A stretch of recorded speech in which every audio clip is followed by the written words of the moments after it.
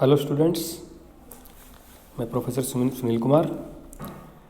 हमारा आज का टॉपिक है मेसोपोटामिया की सभ्यता। एमए प्रीवियस ईयर हिस्ट्री का ये पेपर 2 का टॉपिक है, जिसको आज हम कवर करने की कोशिश करेंगे। मेसोपोटामिया की सभ्यता से पहले की पृष्ठभूमि के बारे में थोड़ा सा मैं आपको बताना चाहूँगा। आपने इससे पहले अब तक नवपाषाण काल तक की जानकारी के बारे में अध्ययन कर लिया है। नवपाषाण काल में मनुष्य ने अपनी बुद्धि के द्वारा नए नए आविष्कार किए, पहिए का आविष्कार किया, आग का आविष्कार कर लिया, कृषि का शुभारंभ हो गया था। लेकिन अभी भी कई सारी समस्याएं थी मनुष्य के सामने, जिसका समाधान अभी नहीं हुआ था। जैसे भूमि की अगर उर्वरा शक्ति कम हो रही है तो उसको कैसे बढ़ाया जाए, खाद और सिंचाई के कृत्रिम साधनों की उसको कोई जानकारी नहीं थी, वो सिर्फ मानसून पर निर्भर था। दूसरी तरफ मनुष्य और पशुओं की संख्या में भी निरंतर वृद्धि हो रही थी, चरागाहों की कमी पड़ने लगी। मनुष्य इन सब समस्याओं से हार मानने वालों में नहीं था। उसने तांबा, कांसा, लोहा आदि धातुओं की खोज करके अपने जीवन को ज़्यादा आसान बनाने की कोशिश की। सर्वप्रथम पृथ्वी गर्भ से तांबे को ढूंढ निकाला। ताम्र युग का काल 6000 ईसा पूर्व से लेकर 3000 ईसा पूर्व तक माना जाता है। इसको कुछ विद्वान ताम्र पाषाण काल भी कहते हैं। बाद में मनुष्य ने तांबे को गलाकर उसके साथ टीन और जस्ते को मिलाकर कांसा बनाना आरंभ कर दिया, क्योंकि तांबे से की अपेक्षा कांसा जो ज़्यादा मजबूत था। और अब मनुष्य कांसे से कृषि के हल, बर्तन, हथियार, औजार और भी प्रतिदिन प्रयोग में होने वाली कई सारी वस्तुएं उसने बनानी शुरू कर दी। इस युग को कहा गया कांसा युग। इसे कांसा युग के नाम से पुकारा जाता है। इस धातु का प्रयोग लगभग 3000 ईसा पूर्व मिस्र, मेसोपोटामिया और भारत की बात करें तो सिंधु घाटी क्षेत्र में किया गया। कांस्य युग में मिस्र, मेसोपोटामिया, हड़प्पा, सिंधु घाटी की सभ्यता तथा चीन की सभ्यताओं का विकास हुआ। क्योंकि इन सभ्यताओं में कांसे का प्रयोग उपकरण तथा बर्तन बनाने के लिए किया जाता था, इसलिए इन्हें कांस्य युगीन सभ्यताएं भी कहा गया है। बात करें मेसोपोटामिया की, जब विश्व में अधिकतर सभ्यताएं अंधेरे की चादर में लिपटी हुई थी, उस समय दजला और फुरात नदियों की घाटी में एक श्रेष्ठ और नगरीय सभ्यता का उदय हुआ, जिसे मेसोपोटामिया सभ्यता के नाम से जाना जाता है। दजला नदी को इंग्लिश में टिगर्स और फुरात को एफ्रेटस भी कहा जाता है। यहाँ एक के बाद एक 3 सभ्यताएं, सुमेर, बेबीलोन और असीरिया की सभ्यताओं का जन्म हुआ। मेसोपोटामिया सभ्यता की बात करें, जो वर्तमान इराक है, वहाँ का जो क्षेत्र है, उस क्षेत्र में ये सभ्यता पनपी। मेसोपोटामिया शब्द 2 शब्दों अर्थात मेसो तथा पोटामस से मिलकर बना है। मेसो का अर्थ होता है बीच में या मध्य, और पोटामस का अर्थ होता है 2 नदियों के बीच। मतलब इसका पूरा अर्थ हुआ 2 नदियों के बीच की भूमि। दजला और फुरात नदियाँ इराक में आर्मेनिया के पर्वत हैं, उनकी चोटियों से निकलती थी। क्योंकि ये चोटियाँ हमेशा बर्फ़ से ढकी रहती थी, इसलिए इन नदियों में पूरा वर्ष पानी रहता था। ये दोनों ही नदियाँ संकरी तथा हिट के निकट फारस की खाड़ी में गिरती थी। नदियाँ अपने साथ मिट्टी बहा कर लाती थी, जिसे यह खाड़ी भरती चली गई। इसका नतीजा ये हुआ कि मेसोपोटामिया में मिट्टी का लगभग 300 मील वर्ग लंबा मैदान बन गया। इस क्षेत्र में विकसित हुई सुमेरिया सभ्यता 3000 ईसा पूर्व की है, जो आज से लगभग 5000 से अधिक वर्ष पुरानी है। 2000 वर्ष के पश्चात सुमेर सभ्यता का पतन होने लगा और सेमेटिक जाति के लोगों ने वहाँ मेसोपोटामिया में बेबीलोन सभ्यता की नींव डाल दी। बेबीलोन के पश्चात यहाँ असीरिया तथा कोल्डियन आदि सभ्यताओं का जन्म हुआ। सुमेर जो है उत्तरी पूर्व की ओर के भाग को बाबुल और अकद कहा जाता है, और उत्तर की उच्च भूमि का नाम असीरिया है। मेसोपोटामिया सभ्यता के निवासियों की एक खासियत है कि इन्होंने नहरों का विकास किया। 25 मीटर तक की चौड़ी नहरें भी इन्होंने बनवाई। ये आप मैप में देख सकते हैं, ये इराक का क्षेत्र है। ये 2 नदियाँ हैं, जो फरात नदी और ये दजला नदी। यहाँ इन दोनों नदी के बीच का जो क्षेत्र है, ये जो दिखाया गया है, ये क्षेत्र मेसोपोटामिया का क्षेत्र था। इसी में देखेंगे आप, ये बेबीलोन है, बेबीलोन, अकद, एरेक, एरिडू, सुमेर, निपुर और उर, ये प्रमुख शहर केंद्र थे इस सभ्यता के, जहाँ इस सभ्यता का विकास हुआ। मैप के अकॉर्डिंग 3000 ईसा पूर्व के लगभग सुमेर सभ्यता जो थी वो अपने उत्थान पर पहुंची थी। जो भी नगर मैंने आपको बताए, एरुक, एरोडू, उर, यह किसी न किसी नगर की राजधानी थी। वहाँ अलग अलग छोटे छोटे राज्यों का उदय था। जिस हड़प्पा में हम देखते हैं कि हड़प्पा में अलग अलग राज्य नहीं थे, कोई राज्य की ऐसी संरचना वैसा देखने को नहीं मिलता और ऐसा लगता है कि एक ही सभ्यता के शहर थे, लेकिन यहाँ अलग अलग राज्य बने हुए थे जो इनके बीच में आपस में संघर्ष भी चलता रहता था। तो ये उनकी राजधानियाँ थी। बाद में जब संघर्ष चला तो इनमें जो उर है वो बाद में 2600 ईसा पूर्व के आसपास ज़्यादा शक्तिशाली हो गया और उसका प्रभाव क्षेत्र ज़्यादा बढ़ गया। इसी में फिर हम देखते हैं बाबुल में एक नए राजवंश का उदय होता है। वहाँ का एक शासक है हम्मुराबी, इसे जानते के नाम से जानते हैं। इसी ने बाद में इराक में एक बड़े राज्य की संगठन किया। फिर 1600 ईसा पूर्व तक यह राज्य चला, उसके बाद यह राज्य भी नष्ट हो गया। इसके बाद फिर टाइटस, ये कुछ प्रजाति थी जिन्होंने इन पर आक्रमण किया, जो मध्य एशिया की तरफ से आए थे, एशिया माइनर की तरफ से। ये लोग उनके आक्रमण का सामना नहीं कर पाए क्योंकि यह कांस्ययुगीन सभ्यता थी, लेकिन हिटाइटस लोगों के को लोहे की जानकारी थी। जिस तरह से भारत में हम बोलते हैं कि आर्य जाति का आक्रमण भी एक हड़प्पा के पतन के कारणों में काउंट किया जाता है, उसी तरह से हिटाइटस लोग जो घोड़े और रथों का प्रयोग करते थे और लोहे का प्रयोग वो बहुत अच्छी तरह से जानते थे। उनके हथियारों के सामने मेसोपोटामिया की सभ्यता के लोगों के हथियार इतने कारगर नहीं हुए, तो उनको हार का सामना करना पड़ा बाद में। तो ये भी एक कारण था। खास मुख्य शहरों की बात करें तो उर जो है वो सबसे व्यस्त शहरों में था। यह 3 भागों में बांटा गया है। एक इसमें है पवित्र क्षेत्र, जिसमें टीला है, टीले के चारों तरफ सुरक्षित द्वार है और दीवारों के बाहर पे स्थित नगर है। सिंधु घाटी सभ्यता में भी इसी प्रकार से अलग अलग भागों में बांटा गया, जिसमें एक ऊपरी भाग था और एक निचला भाग था। धार्मिक क्षेत्र की अगर बात करें तो हर नगर का अपना एक संरक्षक देवता होता था। ज़्यादातर देवताओं को, प्राकृतिक देवताओं की पूजा ये लोग करते थे। उस उर नगर का जो देवता था वो चंद्रमा था, जिसे नन्नार कहते थे। और जो मंदिर था, मंदिर को जिगुरात कहा गया। इसमें जिगुरात का अर्थ होता है स्वर्ग की पहाड़ी। ये कुछ स्थान पर इसको बनाया जाता था, जिगुरात। जिगुरात जो उर का जो जिगुरात है, जिसके अवशेष मिले हैं, काफ़ी 20 मीटर ऊंचा है और 3 मंजिलें उसके अंदर हैं। कई सारे कार्यालय उसमें, भंडारगृह हैं। वो इतना ऊंचाई पर है कि लोग उसको दूर से देख सकते हैं। जिस प्रकार अगर हम हिमालय में जाते हैं तो वहाँ कैलाश पर्वत है और दूर से ही हम उसको देख सकते हैं, उसी प्रकार जिगुरात को जो नगरीय क्षेत्र था वहाँ से लोग दूर से ही उसको देख सकते थे और ऐसा महसूस करते थे कि ये जो पहाड़ी है वहाँ देवता का निवास है। ये जो जिगुरात के अवशेष मिले हैं, ये उसी का चित्र है जिसका उत्खनन किया गया और ये बाद में से ढूंढ निकाला गया। ये उसका जो बाद में वहाँ की प्रशासन ने इसको थोड़ा सा इसको ठीक ठाक करवाया, तो ये उसका बाद का चित्र है। अब ये ऐसा दिखाई देता है, लोग वहाँ देख के आते हैं इसे। अगर बात करें सामाजिक वर्ग विभेद की, तो यहाँ सबसे ऊपर राजा का स्थान था। राजा को पृथ्वी पर देवता का प्रतिनिधि समझा जाता था और वो दूसरे स्थान पर फिर पुरोहित थे। पुरोहित के बाद जो कर्मचारी थे, राज कर्मचारी, उनका स्थान था फिर मध्यम वर्ग में व्यापारी, जमींदार, कारीगर और दुकानदार आते थे। सबसे निचले स्थान पर दास थे। दास प्रथा थी विद्यमान यहाँ पर। दास प्रथा का जिक्र आता है कई जगह पर मेसोपोटामिया में।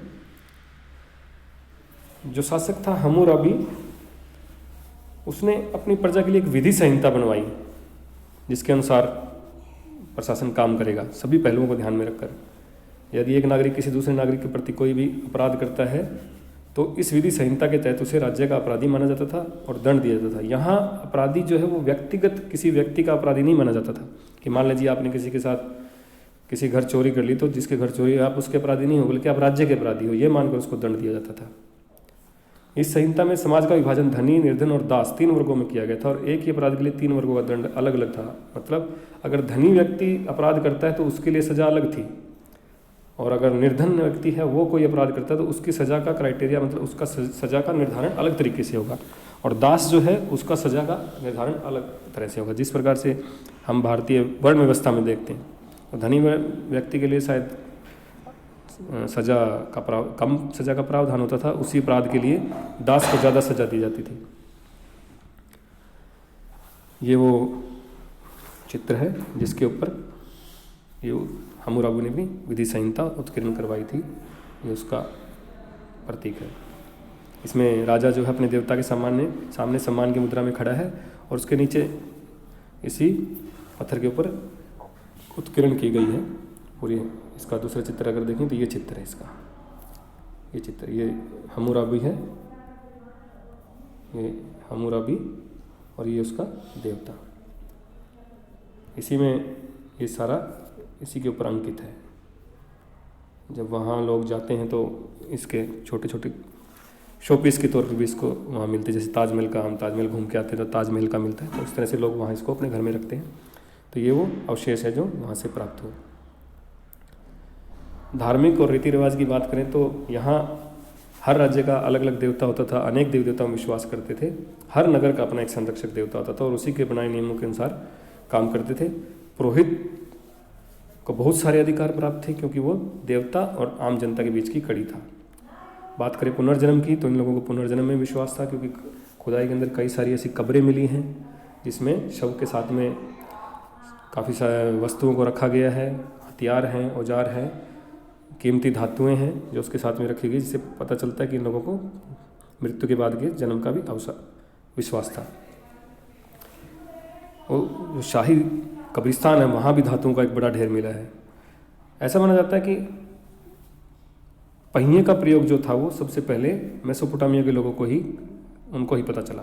कुम्हार के चाक का प्रयोग सबसे पहले मेसोपोटामिया को हुआ और बाद में फिर अन्य सभ्यताओं तक ही पहुंचा। शीशे के बर्तन का ज्ञान भी सबसे पहले मेसोपोटामिया को हुआ, उन्हीं लोगों ने इसको बनवाई। ये लोग यहाँ से निर्यात करते थे, अंतर्राष्ट्रीय व्यापार इनका चलता था। हमने हड़प्पा के साथ चलता था, मिस्र की सभ्यता के साथ भी चलता था। तो इस प्रकार कला के क्षेत्र में भी काफ़ी इन लोगों ने तरक्की की। इनका मुख्य व्यवसाय कृषि था, पशुपालन था, लेकिन धीरे धीरे जब कृषि अधिशेष में वृद्धि हुई तो छोटे छोटे नगरों का उदय हुआ जो व्यापारिक केंद्र बने और व्यापार इनका मुख्य व्यवसाय के तौर पर फिर अर्थव्यवस्था जो थी उस पर चलने लगी। ये लोग कच्चा माल दूसरे क्षेत्रों से आयात करते थे और उससे फिर अपना जो उत्पाद था उसको तैयार करते थे।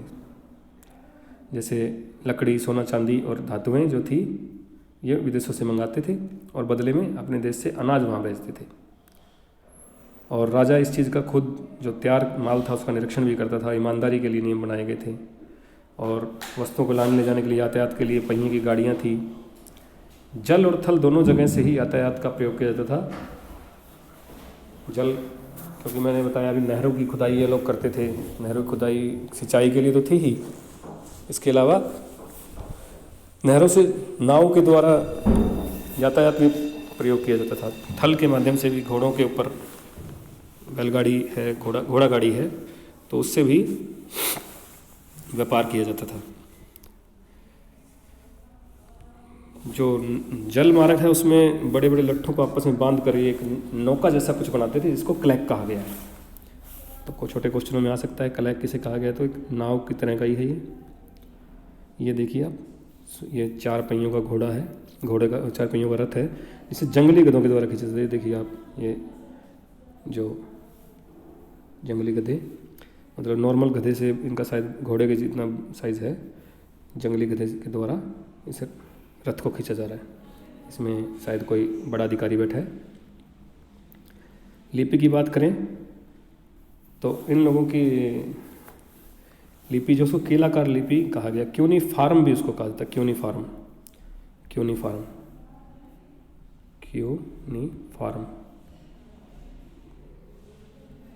क्यूनीफार्म लिपि भी इसको कहा जाता है। केलाकार इसलिए है कि जो चिन्ह हैं ऐसे लगता है वो बनाए गए हैं कि शायद कोई तीखा औजार रहा होगा जिससे इन्होंने बनाया। गीली मिट्टी की, जो चिकनी मिट्टी की गीली प्लेट्स थी, टेबलेट्स थी, उनके ऊपर फिर गिल्ली जब होती थी उस पर कुछ अंकित करते थे, बाद में उन्हें सुखा दिया जाता था, फिर आग में उसे पका लिया जाता था, तो इस तरह से वो एक पट्टी बन जाती थी जिसके ऊपर कुछ लिखा जाता था, तो तेज हथियार के द्वारा। लिपि की जानकारी सबसे पहले फारस में नियुक्त था एक अंग्रेज अधिकारी, इसका नाम है हेनरी रॉलिंसन। उसने एक ऊंचाई के ऊपर, एक बड़ी सारी चट्टान के ऊपर एक अभिलेख उसने खोजा, जिसे बेहुस्तून अभिलेख कहते हैं। यह लगभग 100 मीटर की ऊंचाई पर खोदा था, जहाँ पहुँचना बड़ा मुश्किल था, और इसको पूरे 12 वर्ष लगे इस लिपि को पढ़ने में हेनरी रॉलिंसन को। आप ये देखिए, इसका अगला चित्र है, ये देखिए, ये जो लिखा हुआ है ये सारा, ये कुछ इस पर मूर्तियाँ बनी हुई हैं और कुछ इसके ऊपर चित्र पे कुछ लिखा हुआ है। तो वो हर रोज़ डेली बड़ी मुश्किल से ऊपर पहुंचता और उसको कागज़ पर इसका कुछ नोट करके लेके आता, फिर उसको डिकोड करता। इस तरह ऐसे करके उसको पूरे 12 साल लगे इस सभ्यता के इस लेख को पढ़ने में, हेनरी रॉलिंसन को, फारस का जो एक अंग्रेज अधिकारी था। ज्ञान की बात करें तो काफ़ी सारे इस सभ्यता की दुनिया को देन है। ये लोग 60-60 की इकाइयों में गणना करते थे। जिस तरह से हम भारत में 10-10 की इकाई हमारी होती है, तो यहाँ 60-60 की इकाइयों में गणना करते थे। इस गणना को षड दशमिक प्रणाली कहा गया है, षड दशमिक प्रणाली। रेखा गणित का भी लोग ज्ञान इनको बहुत ज़्यादा था। रेखा गणित और मैथ की जो जानकारी है वो इन लोगों को काफ़ी अच्छी थी, जिसको आज पाइथागोरस के नाम से जाना जाता है। ज्योतिष से भी ये लोग काफ़ी रुचि लेते थे, घरों से परिचित थे। अपने देवताओं के नाम भी इन्होंने नक्षत्रों पर रखे हैं। यहाँ तक कि पुजारी लोग भी भविष्यवाणी के द्वारा भविष्य में घटने वाली घटनाओं की जानकारी देते थे।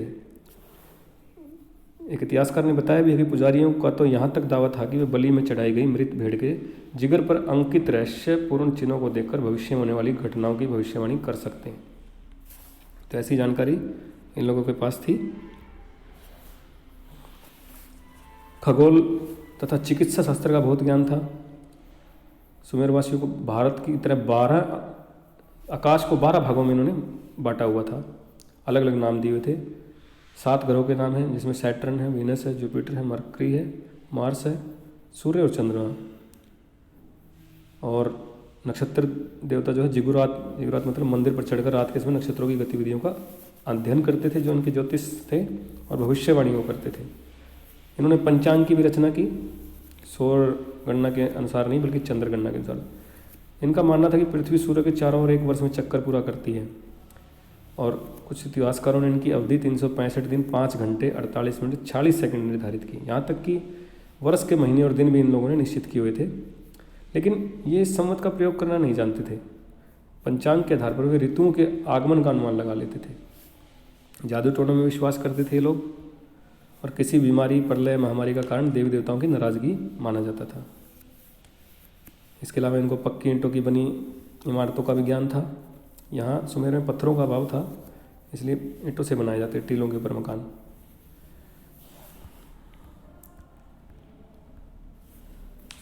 टीलों पर बनाए जाते थे।